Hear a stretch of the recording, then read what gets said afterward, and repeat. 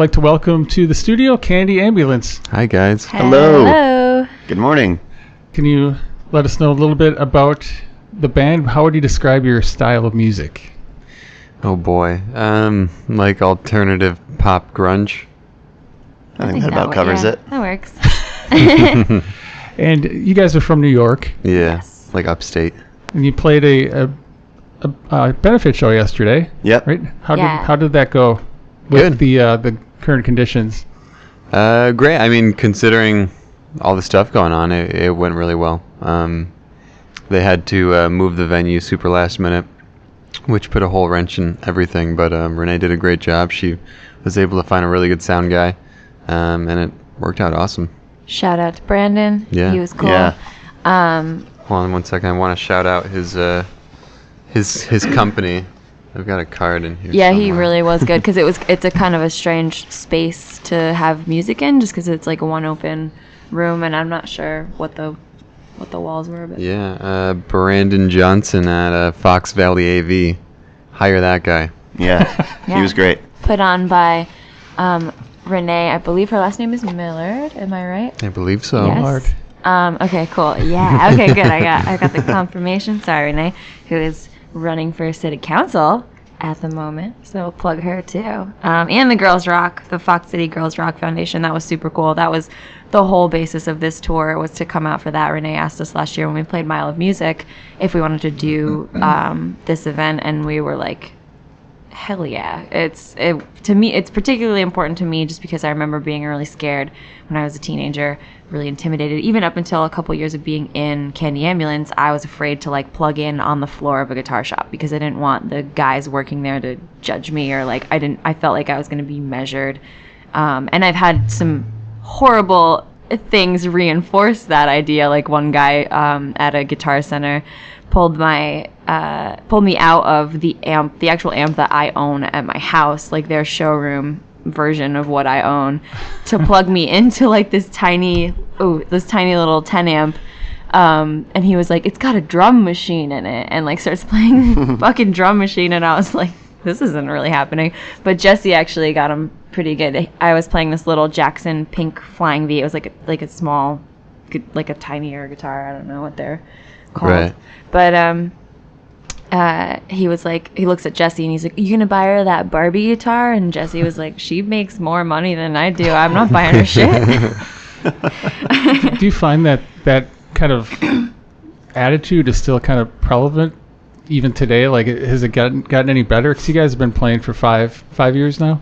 I think it's going in the right direction, but you'll still find it every now and again with some certain, like, we run into sound guys who will treat Jesse and I a little differently than they treat Kate, and then but I think the climate as a whole regarding that issue is definitely moving in a good direction. But I don't know, there's bad apples everywhere, I guess. Yeah. Not in Appleton though. Yeah, not in Appleton. No, I think to speak a little further from my perspective, I think since the Me Too movement, I do think that there's been a shift in treatment, and I work in the food service industry as well, so I'm getting like touched less, but I guess what I'm trying to say is I want to hope that people are actually becoming conscious, and I think men from the younger generation, like younger millennials and Gen Z, are absorbing these they're just becoming conscious, and they're not doing some of the toxic things that men from my generation and up did. However, I do want to hope that the men from my generation and up are actually learning rather than being just afraid of getting canceled kind of thing. Like, I feel like some of the men that I know are like overly trying to be like, I'm a feminist. I'm like, if you have to tell me that you're anything, I kind of don't believe you. Like, How do you guys like take that when something like that happens, like you mentioned with the sound people? You sort of shrug it off and let it roll. Yeah, I mean, it's I don't know, for at least us, it happens, and then when we go into a green room or back in the car, we kind of talk about it and either laugh it off and just forget that guy. But I don't know. So last year you played Mile Music. Was that your first time in Appleton? It was, yeah. Yes. Yeah. What's your opinion on the Appleton Fox Cities area? It's great. That's great. We've made a lot of good friends, and we keep making more every time we come back. Shout out to Lana and Jane who had us last night. Super awesome. I call Appleton, like when we're home, I'm like, Appleton is a place, it's an alien experiment where like everyone is like programmed to just treat artists like they're like well-respected parts of society. Yeah. Like everyone is so amazing to us here. It feels crazy. Did you get a chance to check out some of the other bands last year, or did you find yourself just playing so many shows that... Mix of both. We we have so many friends that played too, so we tried to catch all of their sets, but that was friends impossible. From upstate. Like everyone was playing, just so much going on, and then trying to make it from venue to venue to actually play. It was crazy, but it was great. You guys are friends with Wild Adriatic? Yeah. Yes. Jesse and I went to the same high school as a couple of the guys. Mm-hmm. That's actually how we're here. They put on a festival in New York called The Summit, and we played that. We had just come off this tour, and we were like feeling really good and played this kick-ass show. And then we met Ian and Jess, who are part of the running of Mile of Music, and they were like, come on down. Yeah, so we have a lot of thanks to Wild Adriatic and Jess and Ian, everyone involved. Yeah. It's kind of a... Corey? Yeah, kind of a miracle situation that, I don't know, the opportunities that we run into out here, just, you can trace it back to just knowing people from home. Yeah. How is this scene different from your scene back home? Engagement, like rabid engagement, I guess. Not to say that people back home aren't into music, but it's just like a totally different feel out here. I mean, last night we've been here once, and like granted we played 5 shows, but last night's set, the whole front row, like I would say 10 people were singing along with us for most of the set. Like that doesn't happen anywhere Yeah, else. that was cool. Let's talk about the new album, Yeah. Traumantic. Sure. That's your first full-length album, It is. Mm-hmm.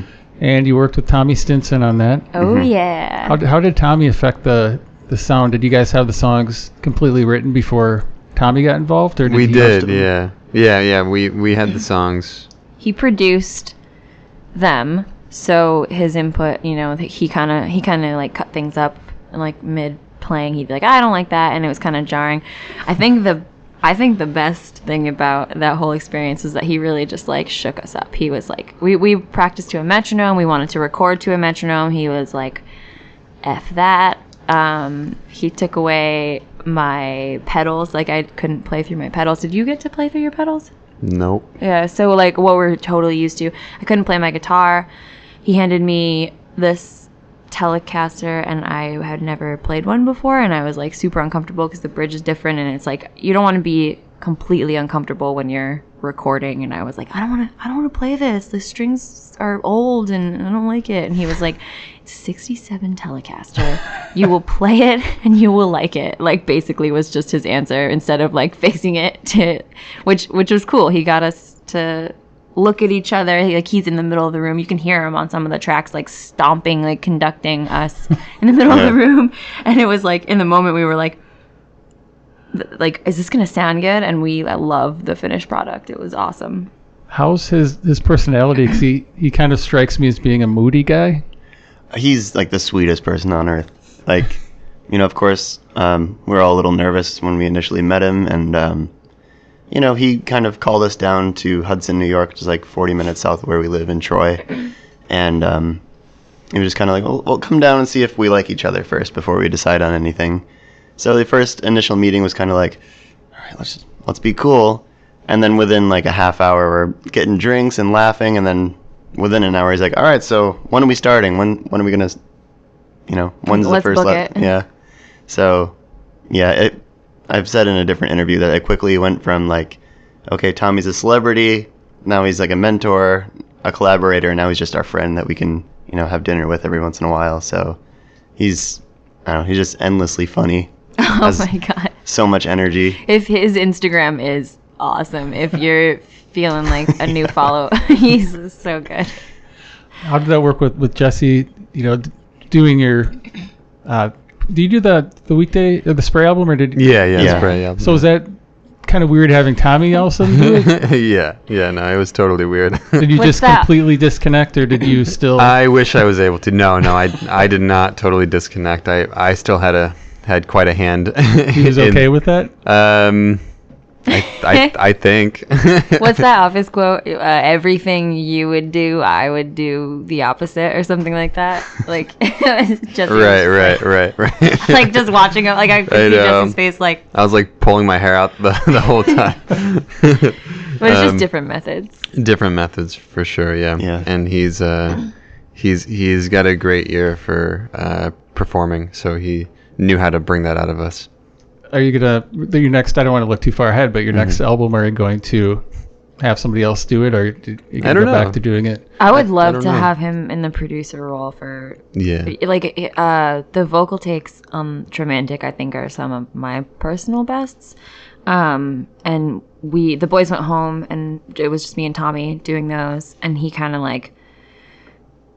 If he wanted something specific, like we were gonna get it, and it was like something that I wouldn't have thought I would be able to sing like there's the one song that the way that I wanted to do it was totally like subdued, and he wanted me to do it like soul, like Alicia Keys. He's like, hit it this way, and he wanted that take, and he didn't stop until he taught me how to do it as well, and I think it really reinforced my confidence as a vocalist, and I've gotten way better from that experience. Also, recently, you guys are nominated for another Eddie. You won last year. Yeah. That must have been a good feeling, and it was really cool. Yeah, we didn't know what we were getting into when we went there, but the Eddies are kind of the whammies of your area, right? Yeah. Oh, okay. So the whammies of There's the Wisconsin whammies here. area music industry. Okay, yeah. So the Eddies for the people in the Fox Cities listening would be Right. the equivalent. Nice. Yeah, that makes sense. That was a wild. We did not think we were like, we were still living probably like an hour north at the time, and I was like, we're not really, this scene hasn't like embraced us yet, and we just weren't expecting to win, so I got very drunk, and we gave our speeches pretty loaded, and I just didn't ever envision winning, and then when we did, it was really kind of funny and cool, and like we're up for 2 this year, which is really exciting. There's a lot of really good bands in our categories, so we're just pumped to be there and hang. We had a question sent in, and it's why a 3-piece, economics or less brain damage? Economics for sure. We had Josh Murray play on Traumantic, and so all the like slide and lap steel, that's all Josh. And he plays in the band Pine Grove, and also his project is Blue Ranger Band. Both amazing bands. Check them out. And I really liked having the fourth to balance things out. And I mean, there's something to be said. I love the vibe of a 3-piece, and also like we get along really well, so it's just easy now. But if we were to like get on something a little better, like where we know how much money we're making and we could pay somebody, we would very likely bring another guitarist. When you guys met each other, how did the band get started? I know John and Jesse, you guys were in a band. Mm-hmm. One band previous, or were you in multiple bands together? We were in multiple, but they were essentially the same band, just with different names. You've known each other since we were 11. Yeah. They made a lot of movies together.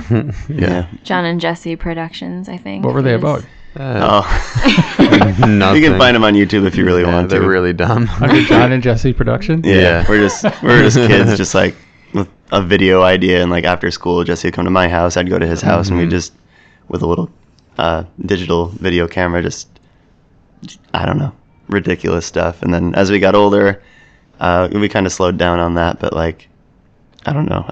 We put out like one video, and it's just so like we put out one video after our like 3-year break as like adults. It's just and it's radically different. It's like such a piece of garbage. Yeah, it's like even worse than when we were kids. But there's the music in it is cool, and your friends did That's pretty fun. Yeah, that it was I don't fun. know. I think it's cool. Yeah. I want to see those YouTube numbers skyrocket. So this is my call to action. Oh, Get man. on there, John and Jesse Productions. Share it with Watch all your our videos. friends. Yeah, that's our backup plan. Music doesn't work. We're just gonna. When did your Go back to cinema go towards music? When we were like 15. Yeah, we like one of our mutual friends, Chris, back home, who plays in Let's Be Leonard, who did the Mile of Music last year, the year before too. We were in a band with him and another friend who now lives in LA, and that was kind of our high school experience, just playing in like a pop punk kind of thing that slowly matured into more of, like Jesse says, like a Coldplay kind of sound, a little more tame for our age, which kind of surprised people. And then Mikey moved away to LA. Then we continued the band with just Chris as a three-piece. And I don't know, as we got older, things just, we did whatever with our own lives and spent time apart. Then kind of all came back, and then this band just kind of formed out of coincidence, kind of. You guys can talk about that. Jesse and I worked at a grocery store together. And yeah, I think he just wanted to flirt with me at the time. And what better way than to start a band? What better way than to just Start a business. enter into a business? Yeah. Just start a business. Which is kind of funny. So like our history is interesting because Jesse and I were together for a long time. We were. So it's interesting to kind of go through breaking up and like that having an impact on our working relationship. And, it wasn't ever, super brutal, but that's a lot of pressure to try to maintain like a breakup, splitting up a house. We were sharing all this stuff. So untangling that while also trying to maintain a business together is a pretty wild thing. But here we are, and it's working out awesome. And I'm just like proud of the three of us that we could stick through something like that. Because if we can get through that, we can get through it all. So you guys were in the band when the breakup happened? Yeah. Oh, yeah. Wow. Yeah. Yeah, we had been, we were together up until, About a year and a half ago. yeah. Did any of that make its way into lyrical content? Yeah. Traumantic? Oh yeah. I got a couple of Jesse songs. I play them more on my like solo stuff. They're not bad. They're actually more like self-deprecating than anything. Just me kind of examining what I did wrong, or not wrong, but yeah. But it's also like it's something that I'll be like, hey, I wrote a song about you. It's not like we're being like, we're all really honest with each other. It's not a Fleetwood and Mac situation. Yeah. The song we're going to play is the lead single off Traumantic. It's Traumantic. Yay. Great, cool. Can you provide any color on this song? This song was about, I think I started writing it like in the bar, maybe on my phone or like on a napkin, but just being like in a bar and kind of feeling like lonely and horny and shitty about myself and just being like, let's spend all our money. Who cares about anything? Let's just like that grumpy bar mentality. Like once you've had a few too many. You've got a video for this out too, if anyone's interested in checking it out. This wasn't a John Jesse production, though. No. It's We actually hired Chromoscope. people, yeah. Yeah, Yeah. they also come out to Mile of Music, and they do a lot of the filming for Wildly for Adriatic Mile. and for Dark Honey and all the Yeah. great bands. Girl Blue. Jesse, have you always played bass? I picked up guitar when I was in like 5th grade, but I immediately got bored with it until I bought a bass when I was like 15. And yeah, so since then, that's pretty much all I've been doing. And Caitlin, you've picked up guitar and just kept rolling, or did you play any instruments prior to that? I played flute in high school. Skin flute. Skin flute. Yeah. I played, what was the name of that strip club? Bean Flicker? Bean Fla- No, Bean Snapper. Bean Snapper. There's a strip club here called Yeah, Bean when you said Snapper. Bean Flicker, I was going to say, we used to have a Bean Snapper. Yeah, that's the one I'm talking about. I heard about it. I want to go. I'm into it. Anyway, so yeah, the flute, the Bean Snapper, guitar I picked up, played to some degree when I was younger, and then when we all got together I sucked and I played like 4 chords, and I continued doing that for like a couple years, and then I was like, oh shit, the boys are really good and I am not as good, because it's kind of like if you don't have an ear for it, like I remember going to shows before being a musician, and like my ear is a little bit more critical now, just from knowing like what is in tune. It's amazing how little I would understand when things like weren't in tune, or if like strings were ringing out. Like it's just stuff I didn't pick up on until I started doing it more and got the ear for it, and then I was like, oh shoot, I'm not keeping up. So I took some lessons like a couple years in the Candy Ambulance, and I think now I'm a capable player. John? Yeah, it's always been drums since like, I don't know, like 4th grade, like an after school thing. And then my parents were nice enough to like buy a secondhand drum kit and put that in the garage and start banging on that with some friends, and then the band with Jesse and our other friends. And then around, I don't know, there's always been a piano in my parents' house that was always out of tune and more of a piece of furniture. But around the time of like 17, 18, I was like, well, I'll give this a try, and just looking up chords online and learning like Bob Dylan songs and whatever. But since then I've kind of just kept with piano too. Not terribly good at it, but definitely gotten, I don't know, I'm at a place where I'm like, I could stay right here and, you know, play along to something. Are drummers in demand in your area? Because here drummers are really hard to like come by. Always. Yeah. To speak to that, I've knocked out a lot of the other projects that I would lend my time to, just because I kind of ran out of time for myself. But I was playing drums temporarily for a touring band who was out of a drummer, and went on the road with them. Not last summer or the summer before. I don't even know when it was now.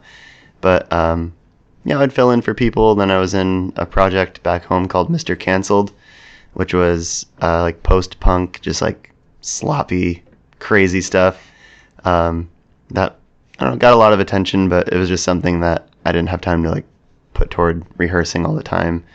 I also play in like a bluegrass cover group and do like bar gigs and stuff to pay rent. And then the lead guy in that band has an original project called Rambler's Home, and that's more like, I don't know what you'd call it, country, soul, whatever.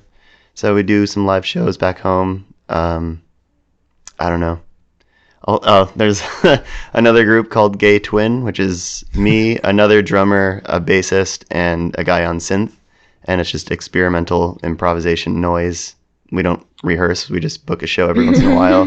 We show up and it's like, am I going to eat mushrooms before this one? Those are usually the best shows, is like, you know, hallucinating. But that's about it. And I've knocked a lot off my schedule, just because obviously this is the passion one here, and the other ones are just like, I've got time, I love playing drums, let's, you know, I've got afternoons free, let's do it. Does Candy Ambulance practice often, or get together to write? Every couple of weeks, or I mean every couple times a week. You're all in the same house. Go down. Right? I actually just moved out. Oh. So living in Albany now. And you were living together for like pretty much the duration of the band. Yeah. Is that kind of making things a little different? A little different, yeah. As far as band dynamics? In a good way. It's actually, I think it's like making us closer, like better friends. I remember though, like the day that he moved out, when I walked in, like all of his stuff being gone, like stuff that was like in my house, or in, you know, in where I was living for like 5 years. I was like, like just immediately started sobbing, even though we knew this is like the decision that we all wanted to make. Like it was rough. And then I texted you and you were like, yeah, I'm kind of feeling sentimental too. That's quite a change. Yeah. It is, yeah. Did he take all the good stuff with him? I took all the good stuff, yeah.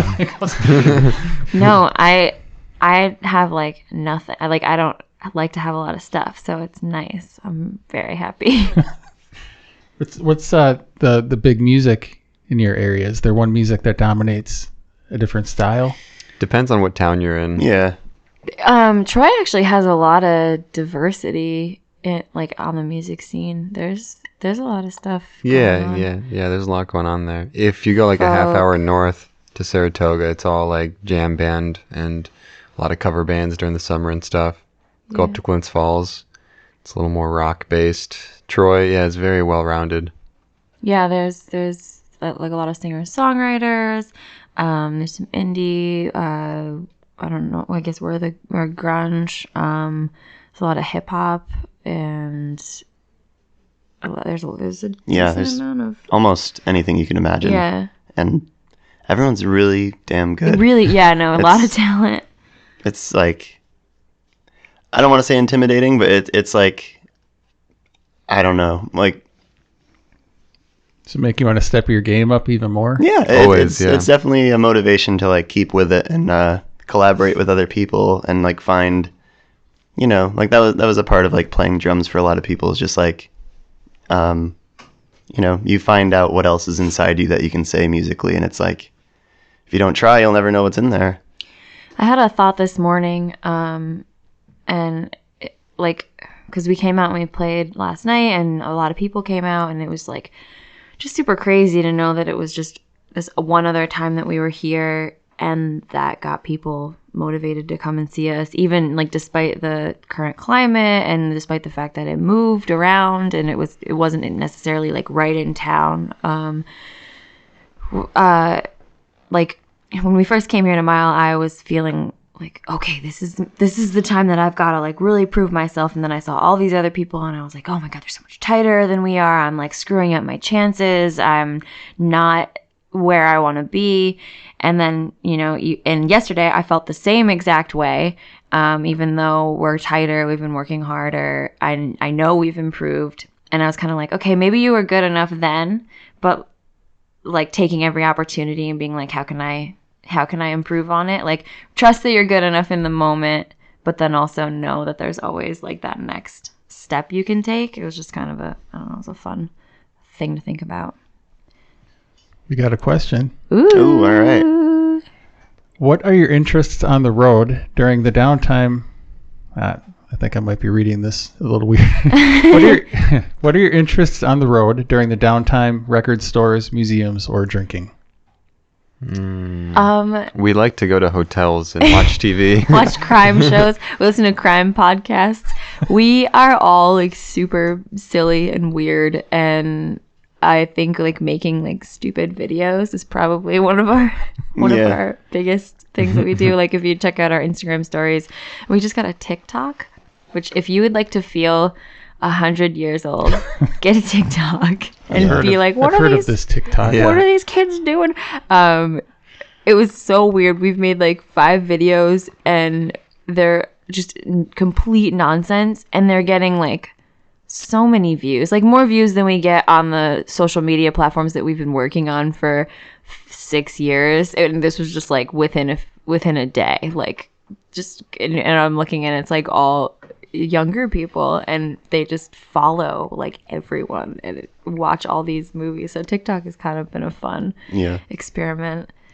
Other than that, I don't know, we go to thrift stores a lot. Like we end up in cities way too early, and we're like, oh, we have like 4 hours. What are we gonna do?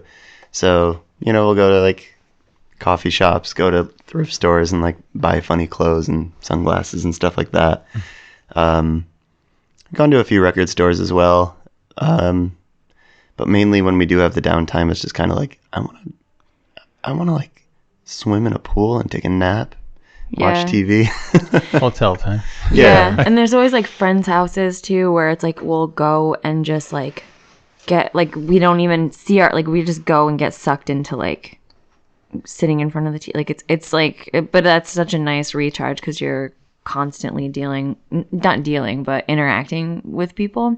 So it's like that can be, depending on your energy level and like if you're introverted or extroverted, that can be a lot to just like pass like into, and like we give a shit about the people that we're talking to, so we're always we always want to be engaged, and then you're also talking about yourself and your music, and like of course we're answering a lot of the same questions, which is cool. That's natural that people would be asking us, how far did you drive from? Where are you? Like, what are you touring in? Where are you staying? What's next? But it's like, okay, let's do the thing again. Do you consider yourselves introverts or? I am. I thought I was super extroverted because of like early age, like bartending and being like, here's this favorable character trait of like being able to talk to people, and that makes you money the better you are at it. So I think I just like learned that, and I was like, wow, I'm so extroverted. And now I'm like, oh my god, no, I'm not. It's a total like costume. It's like a way to like get out there and do things. But then as soon as I'm like alone, I'm like, fucking get me like out of here. Yeah. I don't know. I think I have a lot of energy, but I'm just really shy. So I don't know. When I come out of my shell, it's more like, you know, a lot to say, a lot to do, and like be funny in front of people. But really enjoy being alone when I can, or just like in a comfortable setting. Being like the front person in the band, do you feel that most of the people go to you after a show to talk? Yeah, we like definitely have it down to a system of like when we're done, when we're like packing up, the boys will pack up my gear and I'll just go to the like merch area or somewhere else so that people aren't like coming up. Okay. Yeah, like when we're Yeah. I don't know. How do you guys feel about that? I guess. But what? Do you think After a show, since Caitlin's the center of the band, you feel that people kind of flock over to her? Yeah. That's natural. You know, people see the front person and like, oh, you are the band. That was just you up there, right? There's no one else up there with you. We had another question. Sure. It's from Chris McCoy. He asked, if you already talked about it, forgive me, you sound very 90s to me. What were some of your influences from that era? Oh boy, Nirvana, of course. I used to write Kate Cobain on my homework. It's got a ring to it. Yeah, I have a Kurt Cobain blanket that I bring on tour with me. Yeah, it's in the car. Yeah, it's in the car. I'm not like, this is no joke. But I really like Hole and L7, Pixies, like Pixies, Breeders. Breeders. I like Definitely. Built to Spill a lot. It's kind of a different. Yeah, So good. Modest Mouse. Yep. It's kind of cool that Death like Cab. some of these 90s bands are getting back together. And Oh yeah. Oh, Nick. Veruca Salt. They didn't really ever quit, but they're still putting out like seriously good music. Their records are awesome. do you feel that some of that guitar music it was kind of lost for a while? Do you feel like that's going to come back, or do you think it'll kind of stay on the kind of the Word. not mainstream level that it was at You know, in the 90s? I think everything's a cycle. I think it'll have its time again, not like it did, you Yeah. know, but it'll have a brief time, I think. We're sure trying. I definitely get a lot of feedback at the live shows about how guitar heavy the sets have become. You know, it's maybe something more over the past like half year as we've been kind of trying. One of my friends was like, our song 130, he was like, I dig this. It feels like Rush. And I was like, yeah, you're kind of right. It sounds almost exactly like a Rush type like chord structure. So I don't know. Maybe we're moving into prog rock. do you feel that that's going to be a natural thing to happen? Is your sound's going to change? I mean, you don't intentionally go for a certain style when you're writing, do you? No. Yeah, I think it'll always change. Yeah. What are you into as far as current music? I really like Billie Eilish, honestly, and I like I've been really into like poppier stuff. The band Haim, they're like a really poppy, like all sister band, and they're really good. They've got a great album from 2017 that I like a lot. I'm really into War on Drugs and like Future Islands. Big. I really like that, the guitar work in those projects, and we all really like Bully too. Yeah. Yeah, Bully's great. Big Thief. Big Thief is a big one.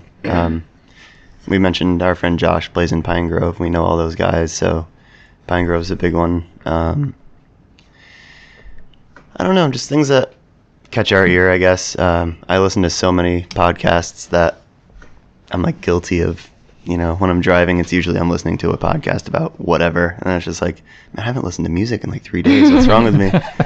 But I don't know. It's hard to. Do you feel that there's too many places to get music now, where it's just sort of It's like Netflix, where you can't think of something to watch because you have so many options. Yeah. Like I open Spotify and I'm like, I don't know, Mark Maron. That's fine. That'll soothe me. Do you guys watch a lot of TV? Nah, I used to, but I feel like anxious all the time. time now. So I would go home and like even if I put the TV on, I'm like sit down for a second and then like get up, pick up the guitar, get up, like start cooking. Just can't really stay still. Yeah, I get anxious too. Like, I don't know, doing something where I'm not, I don't know, using my brain. I'm just like, oh my God, I only have so much time to live. What am I doing? But I don't know. Really like Better Call Saul. Yeah. Yeah. I will say when I get home from tour, I'm just like, fuck the world. I'm laying down for 24 hours and just watching TV with like no guilt, no, like, it's like a recharge for me. As far as your gear, I see some of the old videos that the V is something that you're known for. When did the V come into your life? Is that through Do you Jesse? want to tell that one? You tell it. No, you tell it. John, tell it. All right. Like, all right, well. You're like, wait, like the real stuff? I don't know I don't know what year or time it was anymore, but I know the inspiration for it was an old video of Cat Power, right? I mean, I had a Barbie with a pink flying V that was like okay. my little girl dream was like, wow, because I love Barbie. I love like femininity. My favorite color is pink, but like I also like being a badass. So I think that was just an inspiring thing to have this Barbie. Yeah. And then also a big shout out. Cat Power is a big influence. Hell yeah. PJ Harvey. There's a video of Cat Power playing a song with this white V that's too big for her, and it's just so cool. But the story goes, and again, I don't know what month or year it was anymore, but Jesse surprised Kate with the flying V, and it was a proposal for marriage at one point.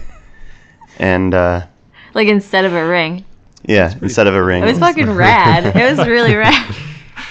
And that's the one that you still play? Yes. Weird. Yep. I mean, that's some fucking, if you know somebody and like you do that's a kick-ass proposal. Yeah. Do you own multiple Vs, or is that the only one you own? That's the only one so far. Road Valium. And was that your second single off the album? Yeah. Yes. As far as this song, what were the inspiration behind the lyrics, and how did this song kind of come into being? So we wrote the chords and like structure together just in a band practice, and it was on my mind, like the tune was on my mind, and I was like, as always, all my lyrics come when I'm walking my dog.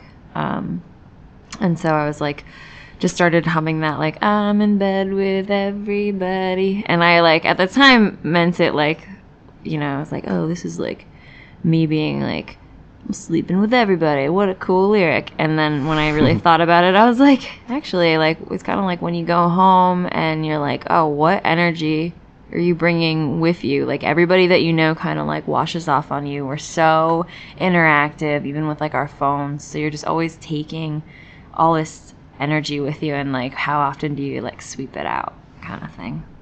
Let's get back to the Fox City. Oh yeah. This is Fox City's core. Yeah. Any favorite restaurant in Appleton? Ooh, Spats. Spats. They've been so kind to us. They hook us up. They hook it up during Mile. Oh yeah. We played that stage with Wild Adriatic for their like friends. Super Jam. Yeah, Super Jam.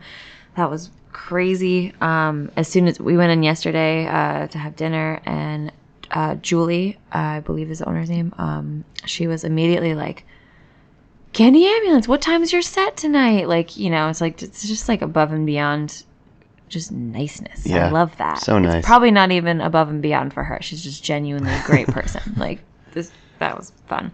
But we went to the juice place yesterday, Bonafide. That That place is really good. It was really good. Yeah. Yeah, it's right on College Ave near Hyde Music. And yeah, I had a really good smoothie. So Shout out to them. The fact that you've been back here multiple times now, is this sort of your home away from home? It feels like it, yeah. Yeah, it's becoming one for sure. You know more people than I know here. Yeah, more people know us than we know. Yeah. Oh, that was wild. We were having dinner at Spats last night, and a man who had seen us at Deja Vu at Mile was like going to the bathroom, and he like just comes up to the table and was like, hey, Candy Ambulance, what are you guys? Like, you know, I thought the show was canceled. And we're like, no, it's moved. So, did you tell that already on this, or was that before we started talking? I don't know. If we already talked about that, sorry. How's the reaction been to Traumantic after Spray? It's been great, I think. We kind of not shot ourselves in the foot, but we kind of like fudged releasing it because we had a release date, and then we had dinner with Tommy that night, and he's like, oh, so when is it released? Is that today? We're like, yeah. And he's like, oh, who's releasing it? And we're like, we are. And he's like, wait, you don't have anyone behind it? And we're like, no, we're just going to release it. And he goes, don't release it. So we're like, oh, okay. So we took it off Spotify as soon as we put it on, and then we were like, wait, who's going to release this if we don't? So it was like I don't know. We just didn't understand what we were doing, and, you know, we trusted Tommy's word, and, you know, I mean, it was good advice. It would have been better to have it released, but I don't think we were there at that point. So a lot of people, like this place in Brooklyn just last night, sent us a message right before we started our set, like, hey, we just heard the album. We didn't even know it was released. Great job. And it was like, yeah, that was kind of our doing. But so far, I mean, when we released it, like back in our hometown, we'd be walking around Troy and we'd see friends and be like, hey, listen to the whole album a couple times. Great job. So, you know, between friends and like the local community, it's been a great response. And it's, you know, getting some exciting attention that is kind of coming to us now. We may have some great things on the horizon from it. So, do you guys ever thought, like, as far as releasing it to get the most, you know, profit back, have you thought about keeping it off the digital streaming sites? Was that ever in the conversation? No. Yeah, and I think also at this point, while it has been impactful to us to have it out and have people hear it, if something happened and somebody were to pick it up, it would not be that dramatic of a, you know, like, people wouldn't know, and then like more people would know if it were released on like a larger scale. So it's kind of like, it really wouldn't, you know, to our 204 Spotify listeners every day. We love you very much. Jane but and Lana. if we have to rip it down for like a month or something and re-release it, then you can just look forward to, maybe we'll put some extras on there. Yeah. With the videos, who like thought of is that you? The plot, who plotted out the videos? I love videos. I remember like getting up at like 7 o'clock in the morning, like before school, to just watch MTV2. I love like Queens of the Stone Age videos, even like Britney Spears videos. I've probably watched music videos more than I watch TV. Like I think they're just such a cool part, like a way to express your music. Foo Fighters also too, like big. I'm not like a huge Foo Fighters fan, but their videos fucking slap. So that's like I like script them to the point where I'm like, this second I want this particular thing to happen, and I love them. I love making them. I think we have like 5 out. But yeah, it's like it's my favorite project of every year. We probably release one a year, and I'm like, I sit down and just like. Do you have a favorite of your videos? I think the People Are Deceitful video is the funnest one to be around. That was. But we weren't expecting that. That one, I didn't script every moment of that one. I was kind of like, if anybody wants to like run your finger through some Jello and like put it in someone else's mouth, that's great. And it just turned on to like a full on, like everyone was like making out, like did not worry, like no, the reservations were down, everyone, and we made a really cool video, and our actors were awesome, and they trusted us obviously, and trusted the environment, and trusted Chromoscope. So it was just a really cool energy to be a part of. You guys do push the envelope a little bit, and do you feel that you have to live up to that level of always being unpredictable? Is that pressure on you, or is it sort of whatever is whatever? I think it's more fun than anything. It's like, all right, you know, I mean, yeah, we just try to have fun. So it's like, what can we do to like maybe make people surprised or like second guess something, you know. Right, and that could even be like, you know, like we used to play in our underwear, and like we still can't, like we haven't done that in years and years, and that's still like something people bring up, like, oh, you guys like strip at your shows. Then it's like, you know, maybe the shocking thing is that we don't the next time. Like that's, you know, and it's not necessarily intentional, but it's also kind of like, this is fun for me. I want to just play in whatever I want to play. Like if I want to, like if we want to do the like sexy thing, we can do it if we want. And people are like that. People have many dimensions. So it's like we were exploring some more like punky things earlier, and then Traumantic is kind of a little more mellow, a little more like songwriting focused, and like music focused. And so like, and now I honestly feel like just making a fucking rocker. That's like the next stuff that I want to make, is just straight up rocking out. I don't want to tell you anything about my personal self ever again. You were very personable in the last releases, and I didn't really get into it at all during this interview with you guys about that. Yeah. But is that hard to put yourself out there like that? Fuck yeah. Oh my God. I like, afterwards, I was like, whoops. I didn't really realize the impact that was going to have on me. And at first I was like thinking like, yes, be your total vulnerable, open self. Tell everyone everything about you, and don't be like afraid of who you are. And then it was kind of like, okay, whoops. Now anyone can find anything on you and just like throw it back in your face at any time. So it's kind of like, okay, now I learned that lesson. When you're writing a song, do you know, those past songs, did you go into the song knowing, okay, I'm going to write this song about this situation or that situation, or do you just sort of? I think there's room for like letting it like come to you, and then honing it. So like I always just kind of let whatever happen, and then I'll come and look back at it and be like, oh, okay, maybe that would sound better if I use this lyric or change this chord. And so I think it's a mix of both. Did John and Jesse provide input into your lyrics, or they let you go wild? We just let her go wild. Yeah, the music is more the collaboration.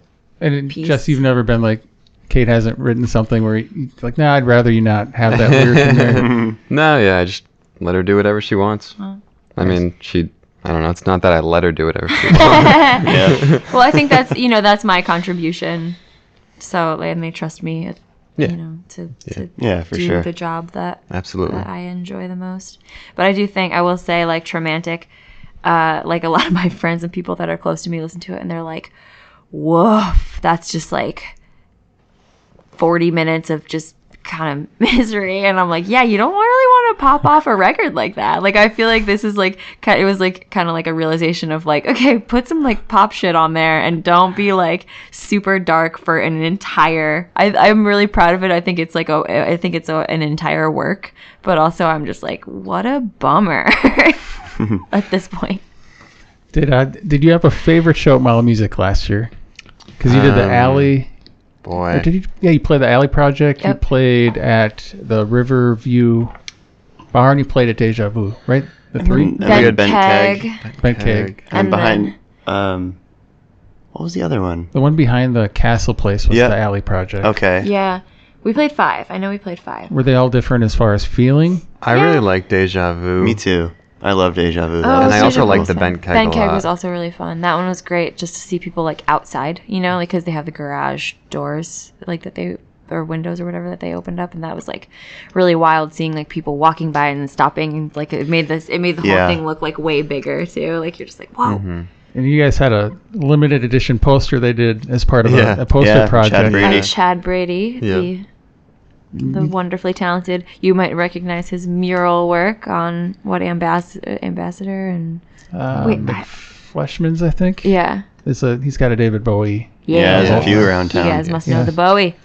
Yeah, that was a great print, and you guys signed them at Sheer Chaos. Yeah. Yes, where we are going next to get our haircut. Shut up. What do you think of their building that they have it's there? great. Oh yeah, we were in there yesterday. It's so cool. It was, the staircase was under construction when we were there the first time, and so we got to see it. You had some promo pics, I think, taken. We did, yeah. Yes, From Graham. Yeah, and I'm wearing one of their shirts right now. I'm not sure if the cameras can see. Yep, you can see it. Yeah, they gave us shirts last year. They always get a comment from our friends like, "What? A stabbing good time? What is that?" It's like, "Oh, it's a hair parlor," and they're like, "What?" Do your friends back home that haven't experienced the Mile Music Festival yet, are they making any plans to come check it out in the future? Belle Skinner, she's hopefully going to try to tour out this way sometime soon, I think. Yeah, definitely worth a search into. Her music's crazy. Yeah. She's like trained in opera, but plays like these really like dark, folky songs. She's great at guitar, and her voice is like just like chills your spine. She's awesome. Yeah. Oh, Pencil Dive. Pencil Dive has a great video that we were all in actually. Oh, yeah. That we shot with Chromoscope, who comes out and does Wild Adriatics shooting here. John plays the Cricket Man, so that video is just John in like this funny mask, like terrorizing Gina, who's the lead in Pencil Dive. And it's like a dream sequence type thing, and we're all dead, and Jesse and I had like blood all over our faces, and not real blood, but I hope it was. We called a friend, got a big bag of blood. yeah. We know a guy.